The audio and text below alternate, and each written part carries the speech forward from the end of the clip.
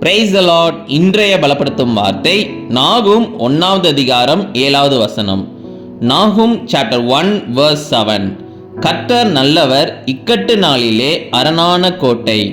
The Lord is good, a stronghold in the day of trouble. ஹல்லேலூயா. நம்முடைய வாழ்க்கையில சில நெருக்கமான சூழ்நிலைகள் வரும். மனுஷங்க நம்மளை அழிக்க நினைத்து சில காரியங்கள் செய்வாங்க.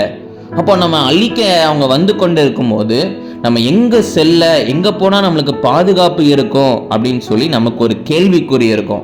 இன்றைக்கு வேத வசனம் சொல்கிறது, கர்த்தர் நல்லவராக இருக்கிறார்.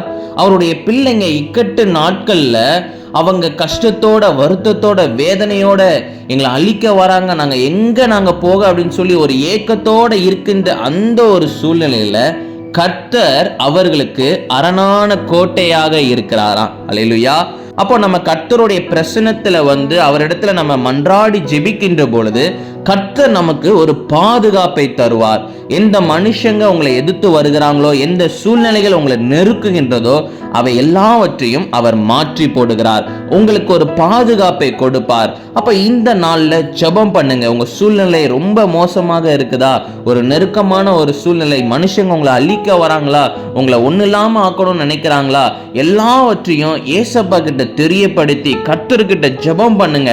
அவர் உங்களுக்கு பாதுகாப்பாக இருப்பார். உங்களுக்கு எந்த ஒரு சேதமும் வராம அவர் உங்களை பாதுகாப்பார். அதனால குடும்பத்தை குறித்து கவலைப்படாதீங்க. கர்த்தர் உங்களையும் உங்கள் குடும்பத்தையும் பாதுகாப்பார். நம்ம எல்லாரும் ஜெபிக்கலாம். எங்களை நேசிக்கிற நல்ல தகப்பனே, ஆண்டவரே, பிள்ளைங்களுடைய வாழ்க்கையில இருக்கிற ஆண்டவர் எல்லா ஜெப குறிப்புகள், விண்ணப்பங்களை நீங்க கேட்டு இருக்கிறீங்க. ஆண்டவரே, நீங்க பிள்ளைங்களை பாதுகாத்து கொள்ளுங்க, நீங்க வழி நடத்துங்க.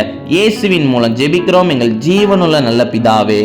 ஆமேன், ஆமேன், ஆமேன். கர்த்தர் நல்லவராக இருக்கிறார். அவரிடத்துல நீங்க ஜெபம் பண்ணி கேட்டிருக்கிறீங்க.